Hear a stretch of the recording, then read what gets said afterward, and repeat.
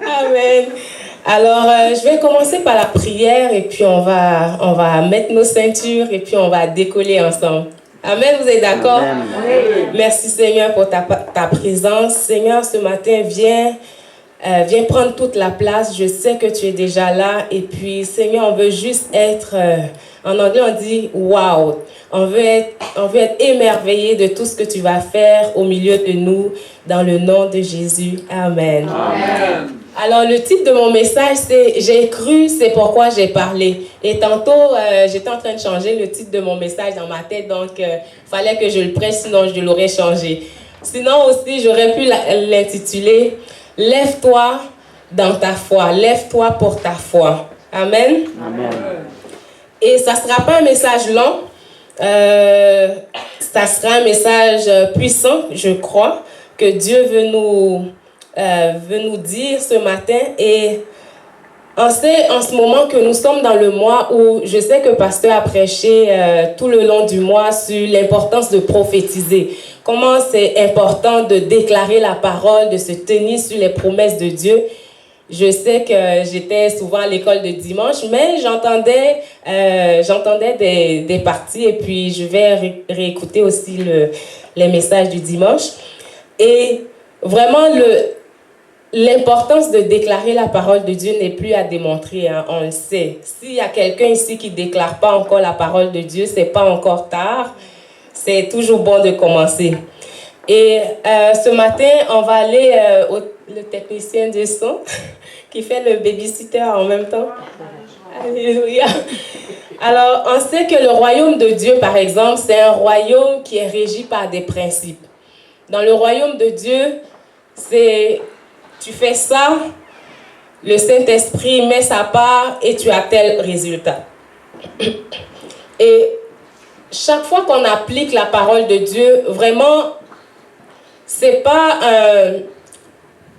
on n'est pas en train de taper dans le vide pour espérer toucher une cible quelque part. Non, non.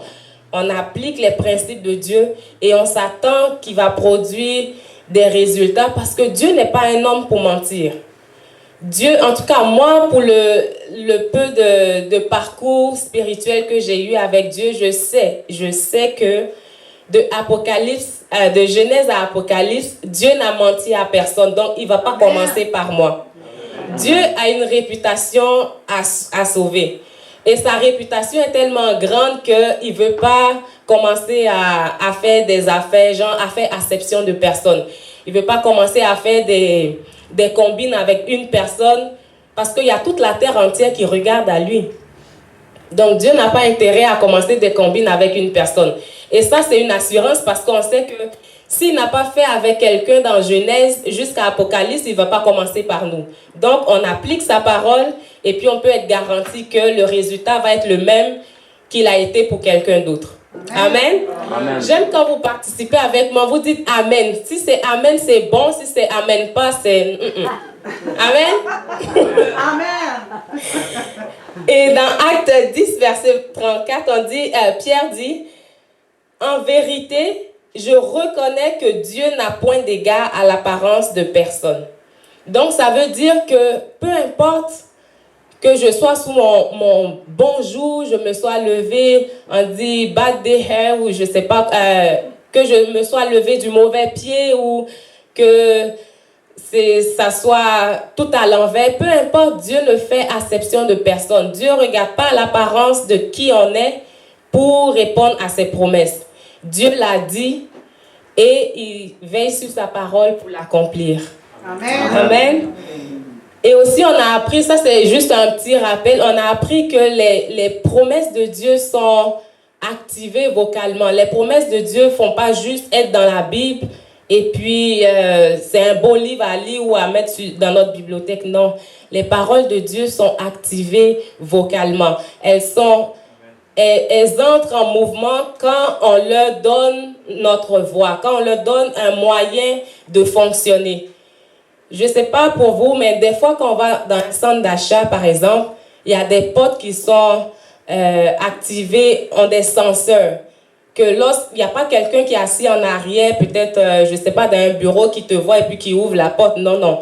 il y a un senseur, il y a un mécanisme qui a été mis à la porte que quand tu vois quelqu'un, même si tu vois le fou d'à côté, le clochard, si tu vois un chat passer, quel que soit ce qui s'approche de la porte, ouvre-toi. That's it. Et c'est la même chose pour la parole de Dieu. Même si on enseignait peut-être à un chat à déclarer la parole de Dieu, elle fonctionnerait pour lui aussi.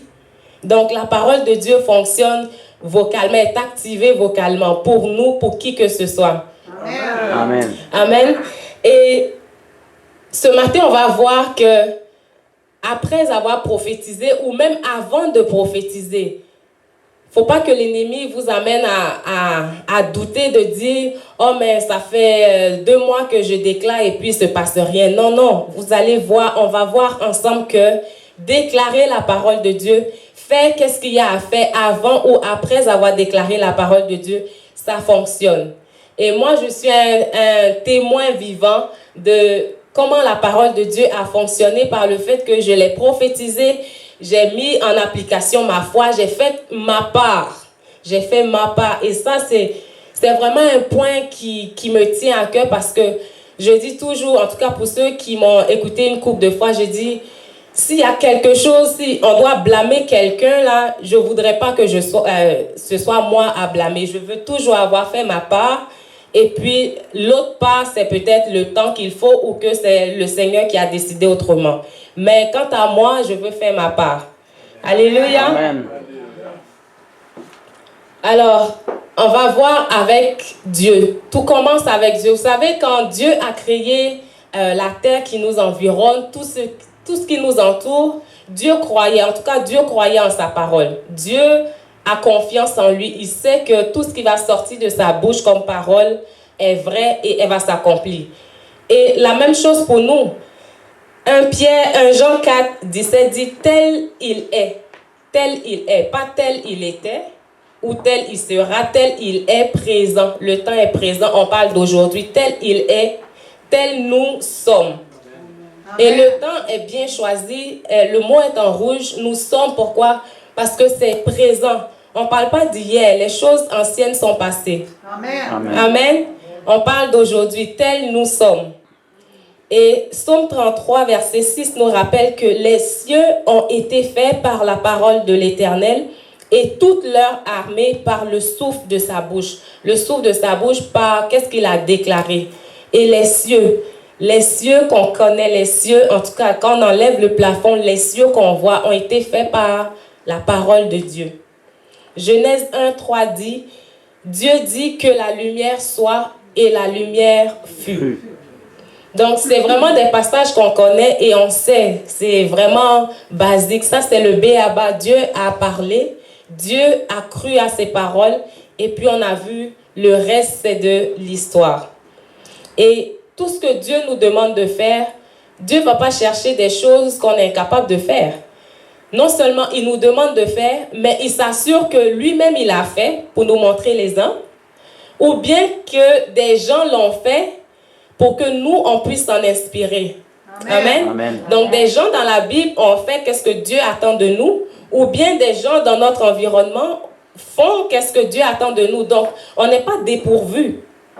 On n'est vraiment pas dépourvu. Et si quelqu'un ici se dit, « Oh, mais c'est trop compliqué, me semble, Seigneur, pourquoi moi? Pourquoi? » Moi, ça fait quelques années, en tout cas, j'ai arrêté de me demander, « Seigneur, pourquoi moi? » Parce que Dieu, il semble ne pas répondre à cette question. Quand je lui demande pourquoi moi, des fois je fais des grèves, je disais la semaine passée que des fois il m'est arrivé en tout cas une couple de fois de faire une grève devant Dieu, genre j'arrête tous les autres sujets de prière que je peux avoir et puis pendant peut-être 2, 3 jours, une semaine, Seigneur, je veux comprendre ça. Et puis on est dessus, là on ne bouge pas, Seigneur, c'est ça le sujet. Je ne prie pas pour d'autres choses. Je ne demande rien, je fais rien d'autre, mais Seigneur, c'est ça le sujet. Explique-moi pourquoi. Et puis ça, c'est la grève que je fais. Et puis Dieu explique. Dieu explique. Et puis en tout cas, moi, je suis tellement bénie quand j'ai ces temps de grève ou des temps d'aller en profondeur. Amen. Amen. Et Dieu nous montre comment le faire. Il nous équipe Parce que le Saint-Esprit n'est pas en vacances sur la terre. Le Saint-Esprit est en mission.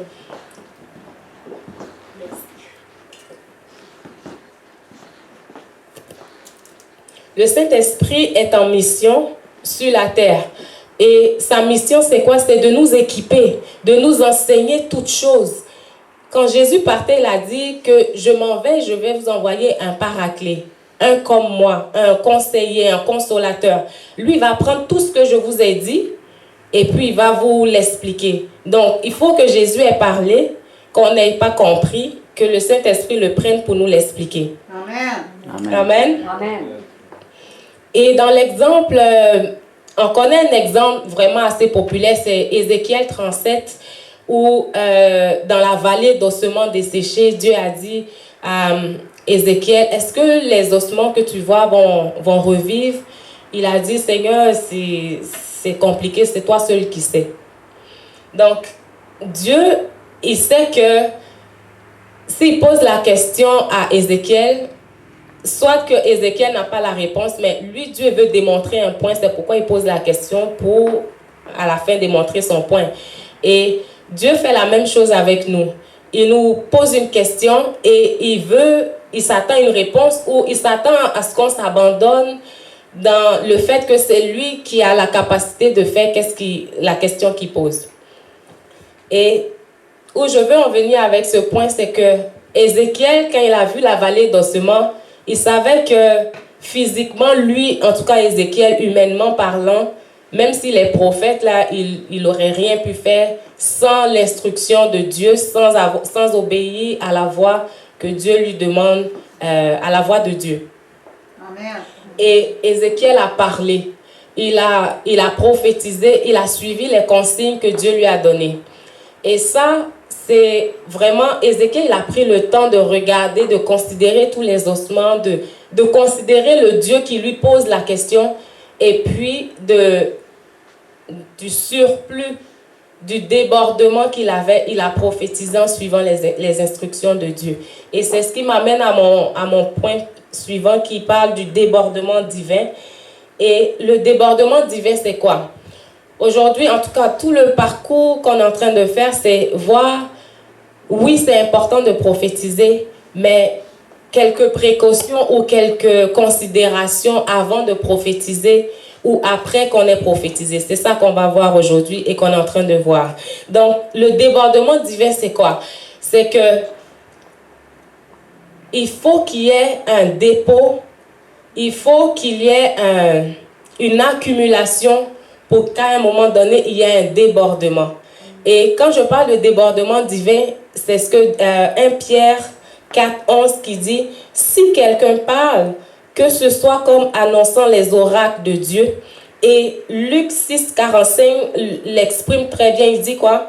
L'homme bon tire de bonnes choses du bon trésor de son cœur. Vous voyez les termes en rouge? Et le méchant tire de mauvaises choses de son mauvais trésor, car, est-ce qu'on peut lire ensemble, tout le monde? C'est de l'abondance du cœur que la bouche parle. Donc, on voit ici que dans les deux cas, on a un trésor. On a soit un bon trésor, soit un mauvais trésor. Et le cœur est quoi? Est considéré comme un contenant. Ici, on dit de l'abondance du cœur. Donc, le contenant de notre cœur est en train d'accumuler quelque chose. Et c'est une fois rempli qu'il va avoir ce débordement-là. Et ce débordement, on doit faire attention. C'est quoi qui déborde de notre cœur? C'est la bouche. Ce qui va déborder, là, ça va sortir par la bouche. Amen. Et il y a des gens qui disent, c'est comme un ordinateur. Qu'est-ce que tu rentres, il va te le sortir. Donc, notre cœur, faisons attention à qu'est-ce qu'on met dans notre cœur, de quoi on le remplit, parce que bientôt, il va y avoir un débordement. Et puis, soyons pas surpris de qu'est-ce qui déborde. Amen. Amen. C'est sûr qu'il va y avoir un débordement. Maintenant, le débordement, ça sera quoi? Le débordement, ça peut être des paroles de bénédiction, ça peut être des paroles d'amertume, ça peut être toutes sortes de choses, mais auparavant, il faut l'avoir rempli. Et mon point suivant, c'est quoi? Quand on développe notre foi, c'est c'est le temps qu'on prend pour remplir notre contenant, notre cœur. Et notre cœur, là, on le remplit comment?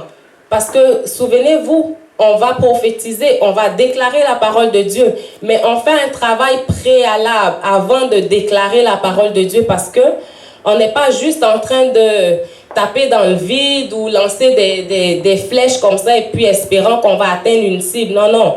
On est méticuleux, on est organisé, on est censé, on est intentionnel dans qu'est-ce qu'on fait parce que on a lu au début que Dieu n'a point d'égard à personne. Donc, on fait qu'est-ce qu'il faut faire et puis on va avoir qu'est-ce qu'il faut avoir. Amen. Amen. Donc, on ne va pas dans tous les sens comme... Des fois, je regarde Destinée, sa main frappe dans tous les sens et puis je la regarde, je dis c'est sûr, elle est bébé parce que des fois, j'esquive ses coups. Mais nous, on ne fait pas ça dans la prière ou dans notre vie spirituelle. On est intentionnel. On pose les actes qu'il faut poser, on déclare les paroles qu'il faut déclarer et puis on s'attend à des résultats concrets. Amen. Amen. Donc, notre cœur, pendant qu'on le prépare, avant de prophétiser, on va méditer la parole de Dieu. Si, par exemple, on traverse une situation, je ne sais pas, on va prendre, par exemple, les finances. Si on traverse une situation compliquée au niveau des finances, ben, on ne va pas les méditer sur la guérison. On ne va pas les méditer sur, je ne sais pas, le royaume des cieux ou l'Apocalypse. Là, pour l'instant, on traverse une situation dans nos finances. On prend le temps de chercher les Écritures, la parole. C'est quoi le cœur de Dieu pour les finances? Et puis, on va méditer sur cette parole-là. Car mon Dieu pourvoit à tous mes besoins selon sa richesse. Donc, ce n'est pas selon mon compte bancaire, c'est selon sa richesse. Avec gloire. Ce n'est pas n'importe comment, c'est avec gloire. Et c'est en Jésus que j'ai ces promesses. Donc, on médite sur cette parole. On sait que l'Éternel est mon berger. Je ne manquerai de rien. Je ne manque pas de finances. Amen. Ça ne fait même pas partie de mes notes. Donc, je ne sais pas, mais c'est un message pour quelqu'un. Donc, quelle que soit la situation qu'on traverse, on va chercher le médicament, la pilule divine spéciale pour ça. Et puis, on va méditer cette parole-là. En anglais, on dit, on va mâcher cette parole-là jusqu'à la digérer, jusqu'à ce qu'elle puisse faire son chemin là où est-ce qu'elle doit être. On ne prend pas un gros morceau comme ça et puis on dit un passage et puis on l'avale, et puis c'est fini. Non, on risque de s'étouffer. Donc, on va méditer tranquillement, que la parole fasse son chemin. Donc, on médite sur cette parole-là. Ensuite, on écoute les témoignages.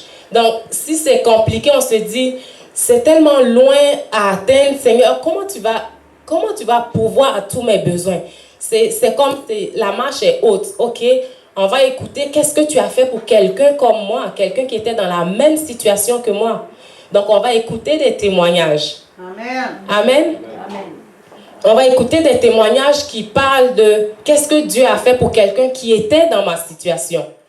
Et je vous dis, les réseaux sociaux, la technologie a rendu tellement disponible les témoignages. Aujourd'hui, on peut savoir au Qatar que Jésus s'est manifesté dans la chambre d'un imam.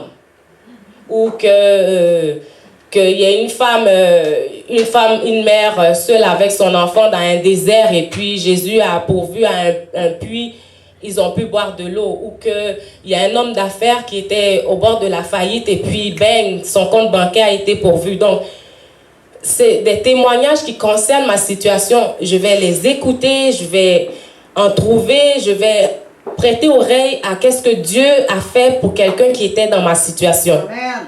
Amen.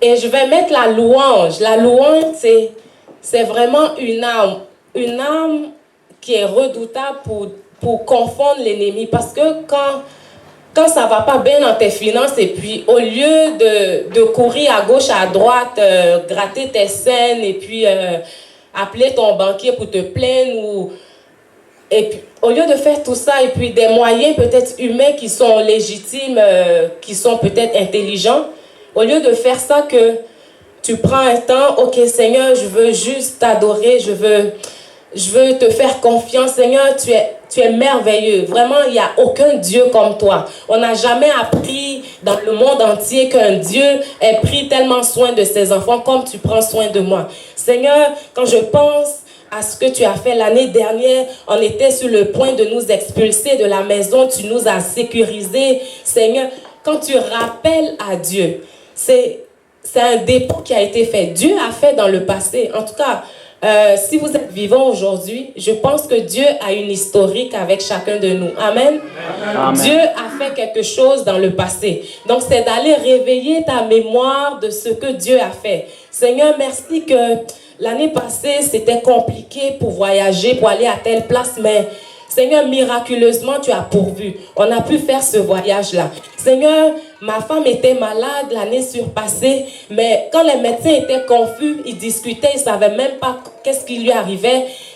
Seigneur, tu as montré ta fidélité. Tu l'as relevée de ce lit de maladie. Aujourd'hui, elle peut marcher. Aujourd'hui, elle peut courir. Seigneur, aujourd'hui encore, on peut témoigner de ta fidélité. Donc, tu rappelles à ta mémoire ou à ton cœur ou à ta circonstance qui est incrédule, que hey, fais attention, Dieu l'a déjà fait dans le passé. Donc, watch out, il est capable de le faire encore. Amen. Donc, c'est ça, tu mets la louange, tu célèbres la grandeur de Dieu. Et ce Dieu-là, qui l'a fait dans le passé, il est le même qui est dans le passé, il est le même hier, aujourd'hui et éternellement. Ce qu'il a fait dans le passé, il est capable de le faire dans le présent et il va certainement le faire dans le futur. Amen. Amen. Donc, il faut s'approprier les promesses de Dieu. Il faut contempler Dieu. Il faut nourrir son esprit. Et ça me fait penser à quand je restais à Ottawa, que j'évangélisais dans les rues et puis j'allais prier pour les malades et tout. Et honnêtement, là, c'est pas moi qui guéris. Allô? C'est pas moi. Mais avant d'aller prier pour quelqu'un, je sais que la semaine a été difficile. Il faut prendre l'autobus, faut faire tout ce qu'il y a à faire dans sa semaine. Mais il faut aller prier pour les malades. Donc, le réservoir de témoignages, ça s'en va. Des fois, ça baisse. Donc, qu'est-ce que je vais faire? Je vais écouter tous les témoignages de guérison. Quand j'accompagnais l'apôtre Jean Turpin dans ses croisades ou dans des prédications, mais il fait exactement la même chose. C'est pas sorcier, c'est Dieu a dit que tu te nourris. Ce que tu vas mettre là de ton bon trésor va découler de l'abondance de ton cœur, ta bouche va parler. Ça va se manifester. Donc, je vais me mettre à écouter des témoignages tous les jours. Je vais me remplir. Je vais garder mon attention sur les miracles de guérison que Dieu fait, sur le Dieu qui guérit, sur le Dieu qui change les situations, sur les gens qui ils étaient dans une situation A, aujourd'hui sont rendus à une situation B, parce que dans le milieu là, il y a Dieu qui est intervenu. Amen. Amen. Et l'apôtre Jean Turpin, je l'ai regardé faire et j'ai vu que quand il s'en va, quand il doit voyager pour faire des croisades, il va passer des mois littéralement, à écouter des témoignages, à prier en langue, à juste s'émerveiller de qu'est-ce que Dieu fait ailleurs. Parce que tu peux pas voir toute la façade de Dieu, tu peux pas voir toutes les facettes de Dieu. Il faut le voir à travers d'autres vies. Donc, il va aller regarder. Oh, waouh, regarde ce que Dieu fait. Regarde là, il y a un mort qui est ressuscité. Et il nourrit sa foi. Pour ressusciter les morts, il va écouter des vidéos de morts qui sont ressuscités. Comment Dieu a utilisé un homme ou une femme soumis pour ressusciter un mort. Et je faisais exactement la même chose. Je vais écouter des témoignages de guérison. Je vais parler de guérison. Je vais lire des passages de guérison. Je vais prier en langue. Et quand j'allais dans la rue, guérison. Pourquoi? Amen. Parce que j'ai médité sur le Dieu qui guérit. Amen. Dieu qui fait des miracles. Donc, c'est la même chose. Je sais qu'on nous a appris à prophétiser, à déclarer la parole de Dieu. Et maintenant, on va être plus spécifique. On va regarder à nos situations et on ne va pas aller avec 58 versets à la fois, On va aller chercher exactement. On va demander à Dieu, Seigneur, montre-moi, parle-moi, inspire-moi, montre-moi le passage. Et même Google est très efficace dans ça. Google, on va aller sur Google pour chercher les versets de tels problèmes qui concernent notre situation. Et Dieu va, par son esprit, nous guider avec ces versets-là. On les met en banque. Si c'est 2, 3 versets, on va les garder sur notre frigidaire, sur le miroir, les femmes à la salle de bain. Quand on se maquille, là, moi, c'est mon temps de méditation. C'est pendant que le crayon passe ici, le verset est là. Amen. Amen. Jusqu'à ce que ça devienne quoi, une révélation pour nous. Et j'écoutais un témoignage d'un homme de Dieu qui s'appelle Jerry Savelle. Et lui, par exemple, Dieu lui a dit d'aller de se mettre avec Kenneth Copeland pour le ministère. Et les deux, ça fait des années, je ne sais plus, peut-être 70 ans qu'ils font le ministère ensemble. Et Kenneth Copeland, pour ceux qui ne le connaissent pas, lui, en tout cas au niveau des Américains, c'est l'homme de Dieu aux avions, aux hélicoptères. Lui, c'était un aviateur. Lui, je ne sais pas, il ne prend pas d'autobus ou peut-être d'auto. Lui, c'est des avions. Et lui, Dieu lui a fait cette grâce-là. Lui, quand il donne des cadeaux, c'est des avions qu'il donne. Et à un moment donné, il avait besoin d'un avion plus performant avec 2 moteurs et puis en tout cas technique. Et il avait besoin d'un avion plus performant pour le ministère parce qu'il devait aller plus vite à des conférences, à des croisades. Donc, il priait, il dit, Seigneur, j'ai besoin d'un avion plus performant. Et lui, n'oubliez pas, il est avec un de ses amis que Dieu les a mis ensemble pour le ministère. Puis, ils sont allés, ils ont prié et finalement, lui, il a médité sur la bonté de Dieu, les paroles, les promesses de Dieu, que Dieu pourvoit ses besoins et tout, que l'Éternel est mon berger, que Dieu est son berger, il ne manquera pas d'avion. En fait, il pousse la fête jusqu'à ce point-là. Et quand il a médité sur ça, c'est devenu un réma, une révélation pour lui. C'est devenu tellement vrai que Dieu lui a dit, c'est bon, là tu l'as ton avion à 2 moteurs, c'est bon, lève-toi, tu peux aller faire le ministère. Là, il s'est levé, mais c'est parce qu'il a reçu cette conviction, cette révélation-là. Donc, il s'est levé, l'ancien avion qu'il avait là, il a tout arrangé, fait appel au mécanicien, il a fait tous les arrangements qu'il fallait. Puis, il a appelé un monsieur qui priait pour avoir un avion un peu vieux. Fait qu'il appelle le monsieur, il dit, le Seigneur me met à cœur de t'offrir cet avion. Amen. Mais lui, Kenneth Copeland, c'est quoi? Il fait de la place. On va voir ça dans le prochain point. Il fait de la place pour que Dieu amène ce pourquoi il a la foi. Tu ne peux pas avoir la foi pour avoir une nouvelle maison quand tu es tout installé dans l'ancienne maison et puis tes affaires ne sont pas rangées. Tu peux pas avoir, tu démontres pas ta foi. Parce que là, maintenant que Dieu amène la nouvelle maison, il va falloir que tu te dépêches pour ramasser tes affaires de l'ancienne maison. Amen. Amen. Fait que quand tu as la foi pour quelque chose, mon prochain point, c'est quoi? Il faut méditer quand ça devient une révélation, tu proclames. Ensuite, tu poses l'acte de foi. Alléluia. Donc, revenons à mon histoire d'avion. Le monsieur, il a semé son ancien avion parce que c'est pas ça qu'il veut. Ça peut plus faire, ça répond plus à son besoin. Il avait besoin d'un nouvel avion à 2 moteurs. Fait qu'il a semé l'ancien et il a dit, OK Seigneur, je suis prêt, j'attends le nouveau. Mais son ami de ministère, lui pensait que c'est juste un cadeau qu'il a fait. Il n'est pas dans les choses, dans la révélation pour comprendre que Kenneth Copeland a médité dessus pendant longtemps, prié jusqu'à ce que c'est une révélation pour lui.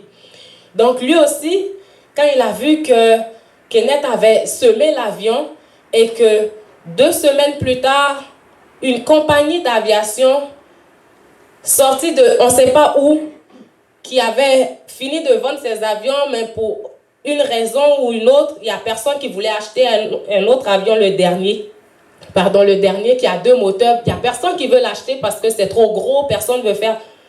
Mais c'était la prière de l'autre. Lui, il a besoin de ça pour son ministère. Amen. Fait que 2 semaines plus tard, une compagnie l'appelle, mon ami, on sait que toi, tu es un homme de Dieu, tu voyages souvent. Est-ce que ça pourrait t'aider dans tes voyages? Il dit, Alléluia, j'étais en train de prier pour ça. Dieu m'a dit que cet avion s'en venait. Donc, l'autre qui ne comprenait rien, il dit, ah ouais, Seigneur, arrivons à la maison, vite, là, il faut que je donne tout ce que j'ai, il faut que je donne tout ce que j'ai. Le Seigneur lui dit, non, non, tu ne donnes pas tout ce que tu as. Il ne faut pas aller faire des folies. Ça a été une révélation pour lui d'abord. Lui, je lui ai dit. Il a médité, il a rempli son bon trésor. Amen. Puis maintenant, le débordement, c'est quoi? Il a prophétisé son nouvel avion. Puis il l'a eu. Mais toi, tu le regardais, là, tu n'as rien compris. Amen. Donc, tu ne cours pas aller donner toutes tes affaires, tu vas aller dans des problèmes. Donc, suis le même chemin que lui. Donc, Dieu a épargné son ami parce qu'il allait donner ses affaires puis être dans les troubles, en tout cas. Donc, c'est pour dire tout ça, toute cette longue histoire pour dire que méditons sur les promesses de Dieu, remplissons notre trésor, et puis après, il va y avoir un débordement. Là qu'on va prophétiser, quelle que soit la situation, elle n'aura pas le choix que de dégager parce que la voix qui sort, ce n'est plus notre voix. Amen. Parce que c'est la parole de Dieu qui a été rentrée, qui est remplie, qui sort. Qu'est-ce qui peut s'opposer à la parole de Dieu? Rien. Donc, la situation dégage. Amen. Amen. Alléluia. Donc, proclamons notre foi sous l'inspiration du Saint-Esprit, après qu'on soit rempli, que ce soit devenu une révélation pour nous. Et à la suite, on pose l'action de foi. Et par rapport à l'action de foi, je voulais partager un témoignage. Destinée, en fait, j'avais acheté des affaires, des habits. Quand je suis arrivée au Canada en 2012, le premier magasin d'enfants dans lequel je suis rentrée, c'était Sourimini. Et je suis rentrée, puis j'ai vu un ensemble, puis j'ai trouvé ça tellement cute que je l'ai acheté. Écoutez, j'étais célibataire, je savais ni à gauche ni à droite de où est-ce que je m'en allais.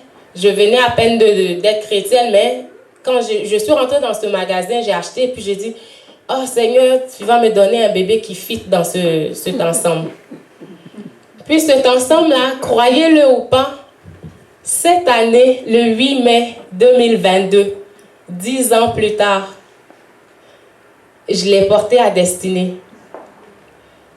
Ce vêtement-là, je l'avais accroché dans mon garde-robe pendant 10 ans. Je le touchais. Et puis je déclarais, merci Seigneur que tu me donnes un bébé qui fit dans ça. C'est peut-être fou pour vous, là. Mais chaque fois que je passais en revue des vêtements, que je cherchais à mettre un habit, que je tombais sur ça, je le tiens. Puis je dis, Seigneur, merci que tu me donnes un bébé qui fit. Parce que avant, j'avais peur de ne pas avoir d'enfant. Donc, je ne sais pas si c'était inconsciemment, mais il y avait comme cette crainte-là, et puis je ne sais pas. Mais chaque fois, je touchais ce vêtement, et puis je dis, merci Seigneur, tu me donnes un bébé qui fit là-dedans. J'ai failli faire ça pour le mari. J'étais à Ottawa, et puis... Oui, ok, à Martin, on va dire les choses, là. J'étais à Ottawa, j'étais dans une vente, c'était un big gift, c'est une activité annuelle qu'on donne des vêtements.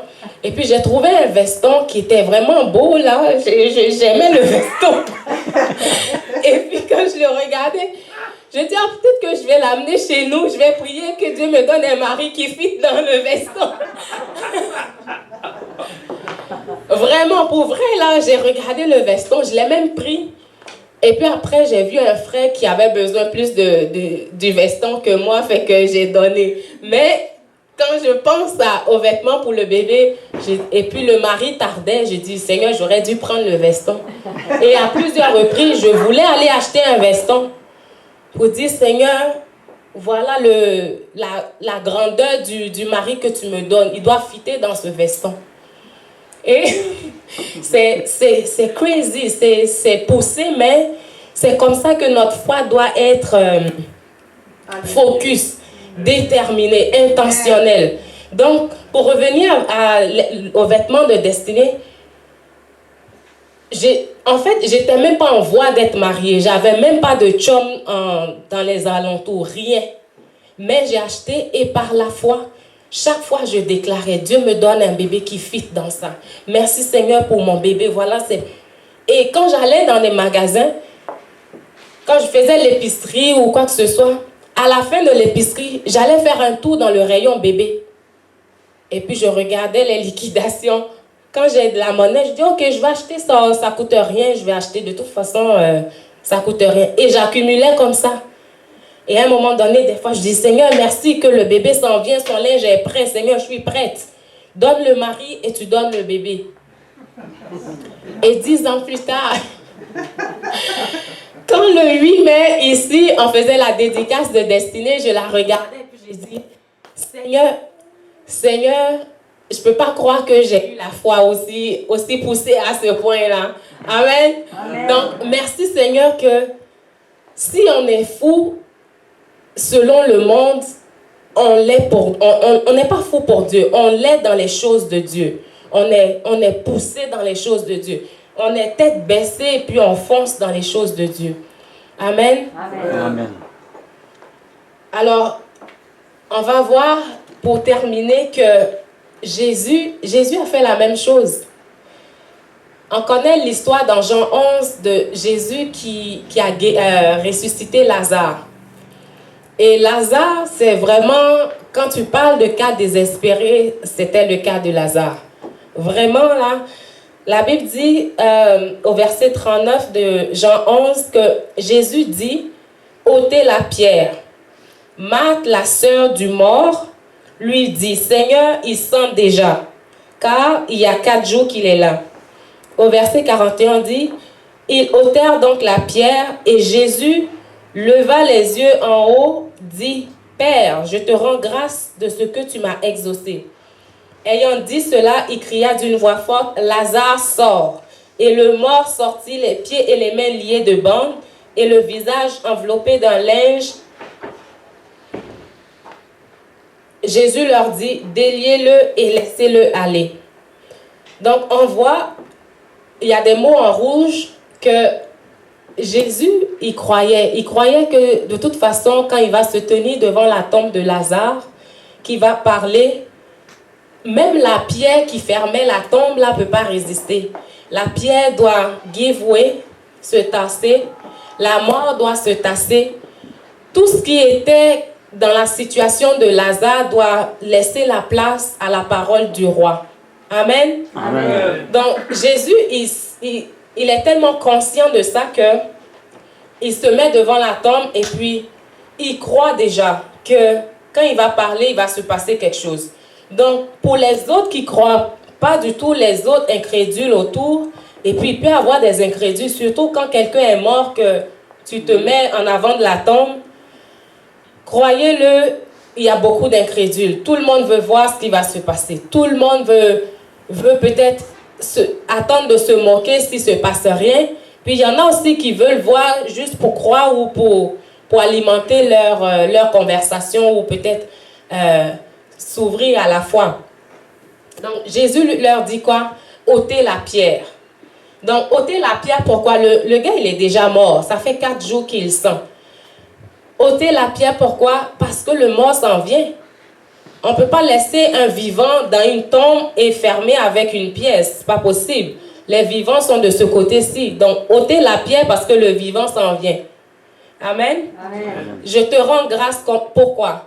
Jésus, il rend grâce à Dieu parce que c'est déjà fait. C'est déjà fait. Il anticipe déjà. Et nous aussi, on anticipe. Quand on croit en Dieu pour quelque chose, on croit pour un miracle, on anticipe. Amen. Parce qu'on l'a vu au début, quoi? Tel il est. Tel il est comment? Tel il est, tel il anticipe, tel il croit que qu'est-ce qu'il va dire aura de l'effet, tel nous sommes. Tel il est qui parle et que la mort n'a pas le choix que de dégager, tel nous sommes. Nous parlons et les situations n'ont pas le choix que de se tasser. ou de se conformer à la parole de Dieu. Amen. Il cria d'une voix forte. Pourquoi il crie d'une voix forte? Parce que ceux qui sont là, qui ne croient pas, alors que ça rentre dans vos oreilles, la mort qui veut faire la sourde oreille, alors que ça rentre dans ses oreilles aussi, que Jésus a parlé, puis qu'elle doit dégager. Et nous, ce n'est pas forcément le volume de la voix, mais il faut crier une voix forte, c'est parler au point que dans ton cœur, s'il y avait de l'incrédulité, là, l'incrédulité, ta voix puisse être plus haute que la voix de l'incrédulité. Parce que des fois, quand ta situation est compliquée, on dirait que ta prière n'arrive pas loin. Dans ce cas-là, essaie pas de faire 50 prières. Laisse faire les prières là et puis commence à repart à la base avec la promesse de Dieu concernant ta situation.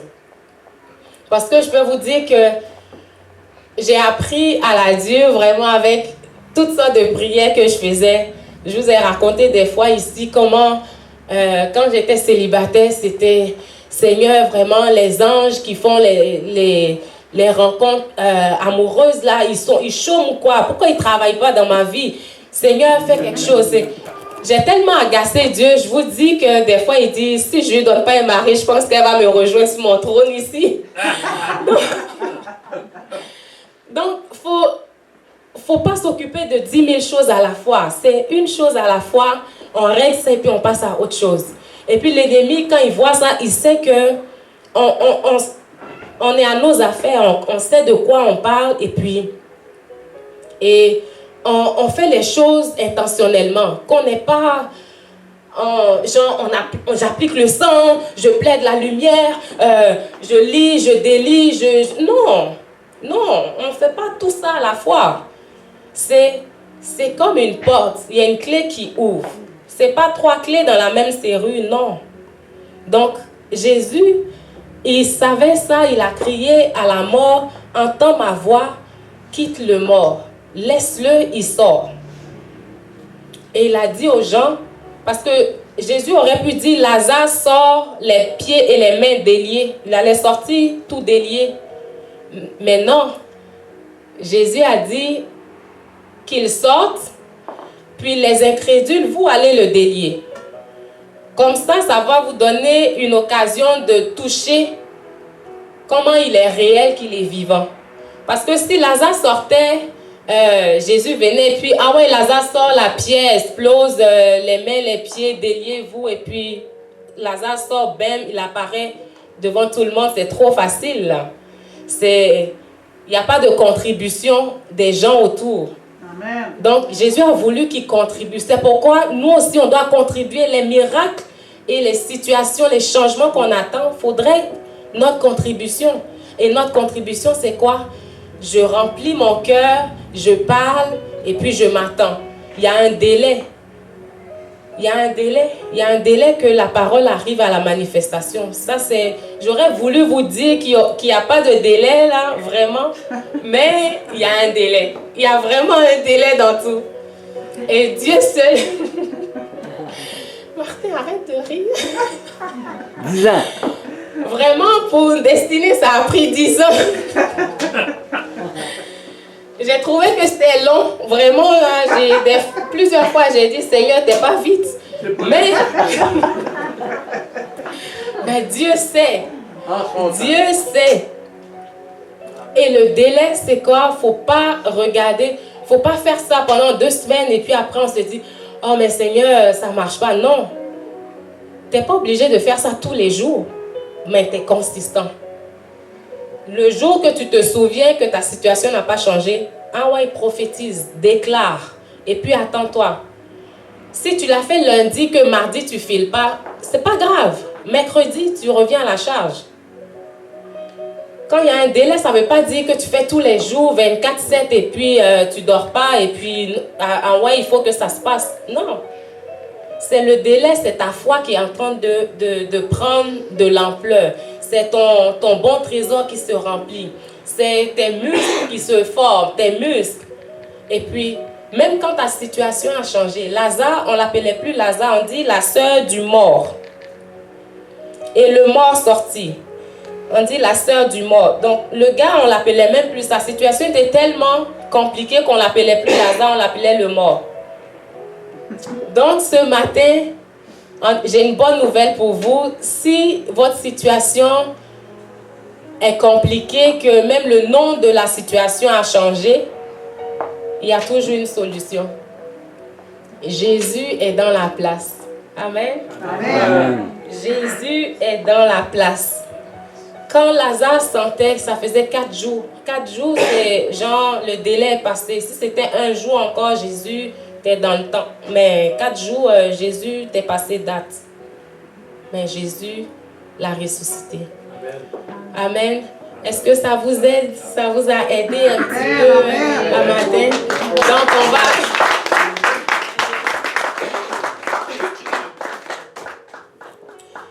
Alors, on va se tenir debout et puis on va prier ensemble pour terminer.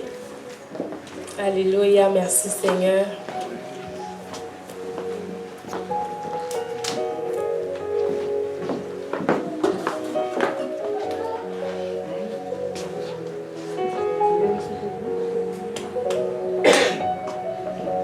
Merci Seigneur pour ta parole. Seigneur, sois glorifié, sois exalté. Il n'y a personne comme toi. Et Père, ce matin, on a entendu ta parole. Et Seigneur, on veut déjà, pour commencer, se repentir là où on est allé vite en besogne, là où on a déclaré des choses sans le penser ou qu'on a promené des regards inquiets. Je sais, c'est pas une pierre que je vous jette. J'ai été dans des situations où des fois je promenais des regards inquiets. Vraiment, je me disais, Seigneur, ça se peut pas qu'on te prie et qu'il se passe rien. Mais Dieu m'a rassuré que chaque fois qu'on prie, il se passe toujours quelque chose. Toujours quelque chose. Donc ce matin, vraiment, si vous êtes ici, qu'il y a des circonstances dans vos vies pour lesquelles vous avez prié, pour lesquelles vous avez jeûné, croyez-moi, j'ai jeûné pour des situations, j'ai prié, j'ai pleuré, j'ai même harcelé Pasteur Denis et Pasteur Makaka. Quand j'étais célibataire, là, je suis allée les voir. J'ai dit, ah ouais, je dois avoir un démon, délivrez-moi que je me marie, délivrez-moi. Et il partait à rire parce qu'il trouvait que j'étais intense dans ça. Il trouvait que mon affaire de mariage était trop intense. Je dis, mais parce que j'avais calculé ma vie, j'avais dit, ok, à tel âge, je gradue de l'université, je travaille à tel âge, je me marie, je fais mon premier enfant à tel âge, deuxième à tel âge. Et puis, dans tous mes plans, là, il n'y avait pas Jésus dedans. Je ne connaissais pas le Seigneur. J'avais mon fichier, tout était cordé, tout était planifié, sans Jésus. Je m'en allais, en tout cas, j'avais planifié ma vie comme bon me semblait. Et je trouvais que les choses étaient difficiles, que les choses tardaient. Mais c'est parce que je n'avais pas la personne qu'il faut dans ma barque. Je n'avais pas Dieu avec moi et c'était bizarre. Mais la journée que j'ai dit, Seigneur, viens et prends toute la place dans ma vie, toutes les choses se sont arrangées. Je n'ai pas tout compris la même journée. Il a fallu que Dieu me fasse passer par un parcours pour m'enseigner ses voies, pour me calmer, pour me montrer la foi, pour m'enseigner des choses, pour qu'aujourd'hui je puisse vous en parler et en témoigner. Et aujourd'hui, si vous êtes ici, qu'il y a des situations que ça fait longtemps, c'est compliqué, on vous a imposé les mains, on a failli même vous imposer les pieds, on a tout fait. Vous avez prié, vous avez jeûné, vous avez mis de l'huile d'onction, vous avez tout fait et que la situation est comme, elle vous regarde en face et puis elle n'a pas l'air de bouger. Sachez que Jésus est dans la place. C'est pas Valérie, c'est pas personne, c'est pas votre voisin, c'est Jésus qui le fait. Et quand il s'est présenté devant la tombe de Lazare, il a rendu grâce à Dieu et il a parlé. Lazare, qui s'appelait plus Lazare, qui s'appelait le mort, il est sorti. Et les gens qui ne croyaient pas sont ceux-là même à qui il a dit, venez le délier. Comme ça, en le déliant, vous allez croire qu'il est vivant parce qu'un esprit ne peut pas avoir des liens. Un fantôme ne peut pas être attaché. Comme ça, vous allez croire qu'il est ressuscité, il est vivant et c'est Dieu qui le fait. Alors, si vous avez besoin de prière ce matin, priez pour que votre foi atteigne la solidité ou la fermeté. Ou si vous avez besoin, si vous dites aujourd'hui vraiment, ma foi était en train de vaciller. La Bible dit qu'il ne brise pas le roseau qui ploie encore. Il n'éteint pas la flamme qui brûle encore. C'est Jésus. Il ne balaie pas, il ne dénigre pas les efforts qui sont encore là. L'effort qui est encore là. La foi, peu importe la grosseur de votre foi. La Bible dit d'un grain de sénévé. Si elle est comme un grain de sénévé, là, elle peut faire des miracles. Et ce matin, je veux prier avec qui que ce soit qui a besoin de force, qui a besoin, qui dit vraiment, j'ai besoin d'énergie, j'ai besoin d'un boost spirituel, j'ai besoin que tu m'aides, que le Seigneur m'aide dans ce chemin-là, parce qu'il me semble que ça a été trop long pour moi, il faut qu'il se passe quelque chose. Je veux prier avec vous. Et si vous priez en langue ce matin, c'est le temps d'ouvrir votre bouche, d'élever la voix et puis de juste de dire des mystères à Dieu. Prier en langue, c'est l'une des clés qu'on n'aura pas assez découvert au niveau de la foi, parce que la Bible dit que nous disons des mystères. Dans ce mystère que vous dites à Dieu, vous ne savez pas qu'est-ce que vous êtes en train de prier. Vous êtes certainement en train de déclarer que au nom de Jésus, ma foi atteint la dimension qu'elle doit atteindre pour voir cette situation renversée. Au nom de Jésus, je déclare que ma vie est changée. Je ne mourrai pas. Je vivrai pour raconter les œuvres de Dieu. Donc ce matin, Seigneur,